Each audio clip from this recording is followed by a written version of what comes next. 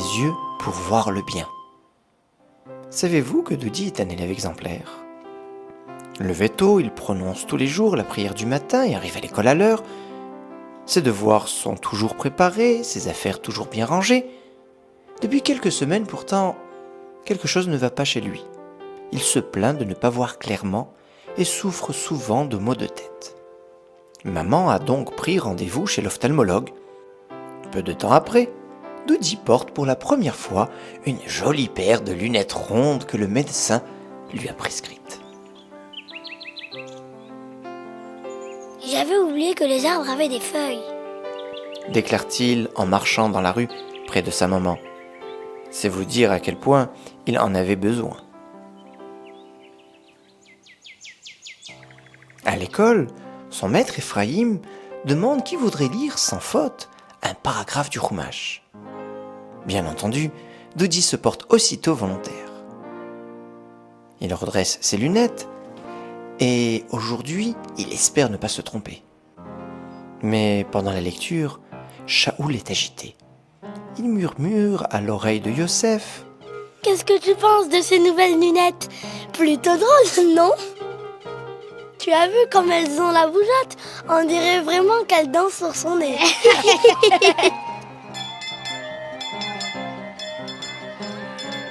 La cloche sonne, c'est l'heure de la récréation et le drame s'annonce. Dans la cour, loin du maître Ephraim, Shaoul se sent plein d'audace et lance à Doody. Yam yop dans la classe, yam yop dans la classe. Tous mes copains se moquent de moi. Comment pourrais-je porter ces lunettes? Pense Doody en retenant un sanglot.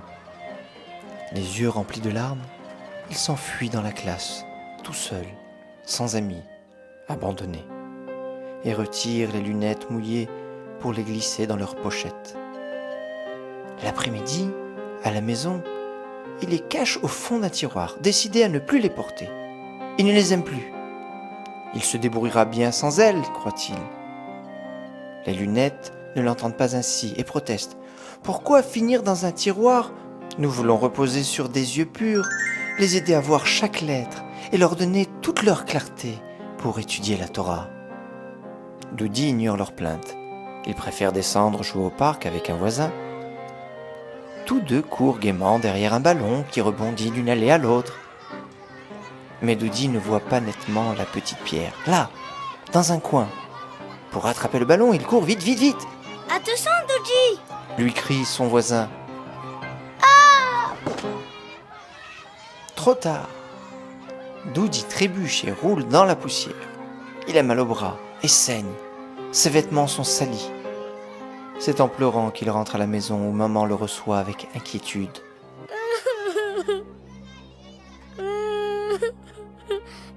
Que s'est-il passé ?» s'exclame-t-elle. « Oh, mon grand garçon, mais tu saignes, c'est terrible !» Maman, triste de le voir dans cet état, le soigne efficacement, puis lui pose un bandage. Voilà, tout va bien à présent. Mais comment réagir après cet événement? Demande-t-elle. Papa trouve la réponse sans tarder. Le sage Chafetz Chaim nous a enseigné une chose importante, celle de peser chaque mot qui sort de notre bouche. Que nos paroles soient agréables à celui qui les entend.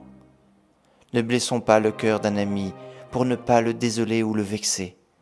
Apprenons à réfléchir, apprenons à lui dire seulement de bonnes choses. Le lendemain, le maître a repris le sujet. « Mes chers enfants, a-t-il expliqué gravement, il ne faut jamais humilier un ami, se moquer de son nom ou de son apparence. Pensez toujours aux conséquences de vos paroles. » En entendant cela, Shaoul et Yosef ont regardé le bras immobile et bandé du pauvre Doody. Ils ont beaucoup regretté leur comportement de la veille, et à la première occasion, sans hésiter, ils se sont excusés. Doody a pu remettre ses lunettes et à nouveau, sa vue s'est améliorée. Ses amis autour de lui ont dit « En fait, elles te vont très bien ces lunettes !»